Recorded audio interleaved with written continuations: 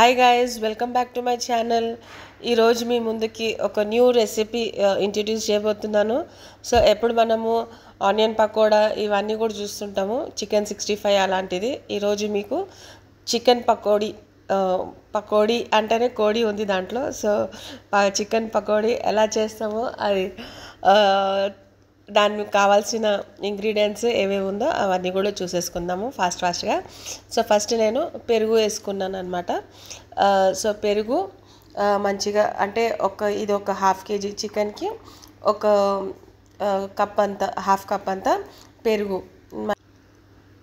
So కారం వేసుకున్నాము. కారం తర్వాత మనకు మళ్ళీ పసుపు ఒక హాఫ్ టీ స్పూన్ అంతా పసుపు వేసుకోవాలి. పసుపు వేసుకున్న తర్వాత ధనియా పౌడర్ వేసుకోవాలి. ధనియా పౌడర్ కూడా ఒక హాఫ్ టీ స్పూన్ అంతా ధనియా పౌడర్ వేసుకోవాలన్నమాట. సో ఇవన్నీ కూడా మనకి చికెన్ పకోడీకి మంచి ఫ్లేవర్స్ అనేది ఇస్తుంది, టేస్టీ కూడా ఉంటుంది. అలాగే ఇది గరం మసాలా వేసుకున్నాను అనమాట, చికెన్ మసాలా. అంటే మనకి హోమ్ మేడ్ ఉన్నా కూడా వేసుకోవచ్చు, బయట నుంచి మనం గరం మసాలా ఉన్నా కూడా వేసుకోవచ్చు అనమాట.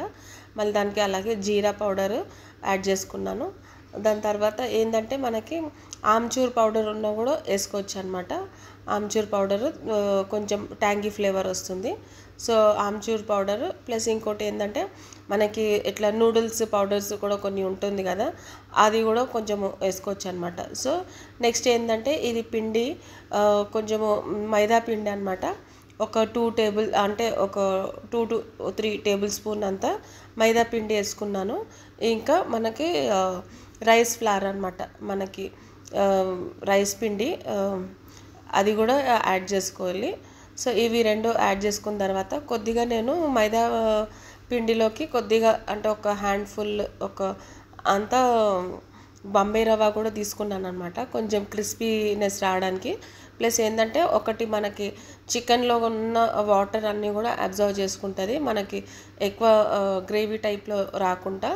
ఇదంతా కూడా మనకి మంచి చికెన్ పకోడా అనేది క్రిస్పీగా ఉండాలి కదా, సాఫ్ట్గా కాకుండా.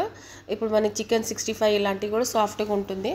ఇది మనం చికెన్ పకోడా చేస్తున్నాం కాబట్టి ఇది మనకి కొంచెం క్రిస్పీ అట్లా వస్తేనే కొంచెం దానికి మంచిగా ఉంటుందన్నమాట.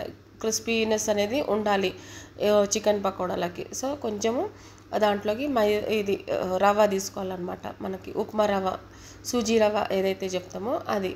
సో అవన్నీ వేసుకొని మంచిగా ఇట్లా వాటర్ ఇట్లా చూసారా థిక్గా ఉంది అంత పిండి, అవి రైస్ ఫ్లార్, బియ్యం పిండి, ఇంకా మైదా ఇవన్నీ కలుపుకున్నాం కదా మంచిగా.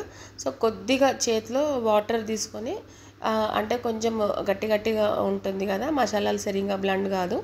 సో కొద్దిగా వాటర్ తీసుకొని మొత్తం కలుపుకొని మంచి కడాయి పెట్టేసుకొని, యాక్చువల్లీ ఏంటంటే నాన్ స్టిక్ ప్యాన్స్లోకి ఇలాంటి డిషెస్ సరిగ్గా రావు, క్రిస్పీనెస్ అనేది రాదు. ఎప్పుడు కూడా ఇలాంటి బాండీలే తీసుకోవాలి, ఇలాంటి ప్యాన్సే ఫ్రైస్ కనేసి తీసుకోవాలన్నమాట. చిన్నదైనా పెద్దదైనా మనకి ఇంట్లో ఎట్లాంటి అవైలబుల్ ఉంది దాన్ని బట్టి మనము ఇవి తీసుకుంటే మంచిది. సో ఆ క్రిస్పీనెస్ అనేది, ఆ ఫ్లేవర్ అనేది ఎక్కడ కూడా మిస్ కాదు. సో మనకి పర్ఫెక్ట్ మనకి ఏదైతే చికెన్ పకోడా అనుకుంటున్నామో అట్లనే మంచి క్రిస్పీగా వస్తుందన్నమాట. సో ఇవన్నీ కూడా మంచిగా ఏం చేయాలంటే దూరంగా విడివిడిగా వేసుకోవాలి. సో వేసుకున్న తర్వాత వెంటనే కలపకూడదు, కొద్దిగా అది అట్లా పట్టేసిన తర్వాత సో కొద్దిగా అట్లా వేడి అయిన తర్వాత అప్పుడు తిప్పుకోవచ్చు అనమాట. తిప్పుకుంటే మనకి అలా పైకి విడివిడిగా లేస్తుంది అనమాట. సో ఏది కూడా అట్లా కడాయికి అంటుకోవడం కానీ, ఇట్లా పీసెస్గా ఇరిగిపోవడం కానీ అలాంటి ఏమి ఉండదు. మంచిగా మనకి ఇట్లా KFC చికెన్ లాగా చికెన్ పకోడా అనేది చాలా బాగా వస్తుంది. సో మంచి గోల్డెన్ బ్రౌన్లోకి అంటే లోపల కూడా ఉడుకుతుంది అనమాట. మంచిగా మనము అలా కొంచెం కలుపుతూ ఉండి చేసుకుంటే మంచిగా వస్తుంది అనమాట. సో ఇది ఆల్రెడీ చూసారా ఎలాగా మంచి బ్రౌన్ కలర్లో వచ్చింది. సో లోపల కూడా మంచిగా ఉడికిపోయింది అనమాట. సో మనము సర్వింగ్ ప్లేట్లోకి తీసేసుకుందాము. ఇలాగా దీంతో పాటు మనము కొంచెం కర్రీ లీవ్స్, మనకి ఇంకా కావాలంటే పచ్చిమిర్చిలు అవి కూడా ఆ వేడివేడి నూనెలో వేసుకోవచ్చు. సో మీ నియర్ అండ్ డియర్ వన్స్కి ఇలాంటివి చేసి రెసిపీస్ తినిపించండి, మంచిగా మిమ్మల్ని మెచ్చుకుంటారు. అలాగే కొత్తగా చూస్తున్న వాళ్ళు నా ఛానల్ని సబ్స్క్రైబ్ చేయండి, షేర్ చేయండి, లైక్ చేయండి.